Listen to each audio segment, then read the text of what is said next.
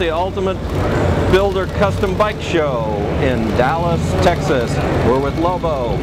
Lobo, tell us a little about your bike, please, sir.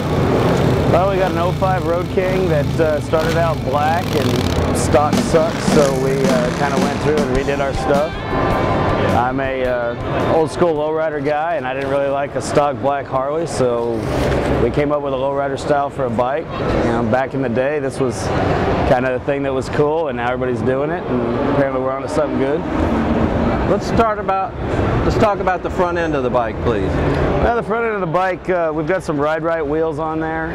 Sam at Ride Right is a good friend of mine, and I always try to support him, so I had to have wire wheels. He made me an 80-spoke Ride Right front Fat Daddy, whatever you want to call it, wheel. We've got a little white wall on there stretched out, and we've got a couple of pictures on the fender of Emiliano Zapata and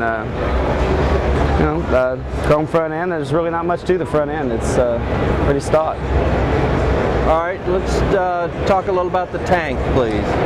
Well, the tank, we have a picture over here of my wife, and I like her a little bit, so I figured I'd put her on the bike. And on this side over here towards me that you can't see, we've actually got me shooting the painter because it took him so long to paint it.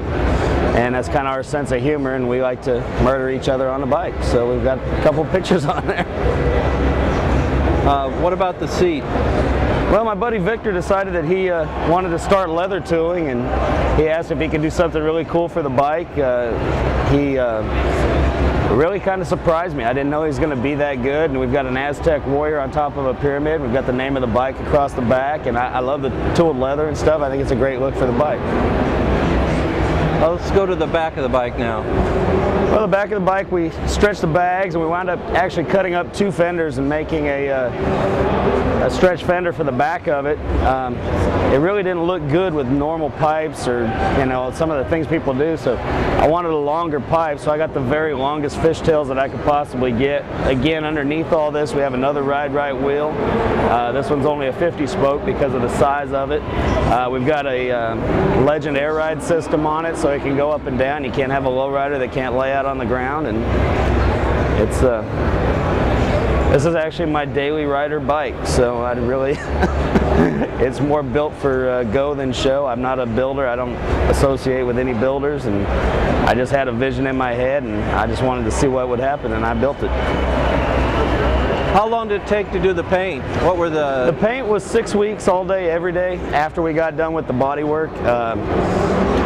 A lot goes into this. This isn't done in a blast machine or with digital graphics. This is actually all hand-drawn with an airbrush, and it takes a lot of time. Mike Sissel is the airbrush artist over at Other Side Customs, and he is truly an artist. If you want a picture of you on this bike, he can put a picture of you on this bike that'll look like you're on it. Let's discuss the motor. Well, the motor's not anything special. It was an 88, obviously, when it came out and stuff, and at the time I wanted a little bit more pop, but I also knew I was getting towards that mileage where you need to start thinking about a top end, and I went to a 95. I didn't really realize you could go bigger, and really when you're going very slow down the road like I tend to do, you don't really need a lot of motor, so it's just roughly a stock Harley 95. Who would you like to thank for the work they did on this? I'd like to thank Rick Fairless. He does a lot of work on my bike over at his shop, Strokers Dallas. I'd like to thank Gary Queen at Other Side Customs, who's my best friend in the world, but also really good at what he does. I'd like to thank my wife for being patient, letting me spend the money on the bike, and I'd actually like to thank Harley Davidson for just making these bikes, because I think that it's just, there's nothing like riding one of these. I've ridden every bike out there, and there's something about a Harley that just makes you feel completely different when you're on it. If somebody would like to get a hold of you, would you like to give them a phone number or website or anything? Hell no. No, I wear a mask half the time because I don't want people to know who I am. All right. Well, Lobo, thanks a lot. All right, thank you. Bye.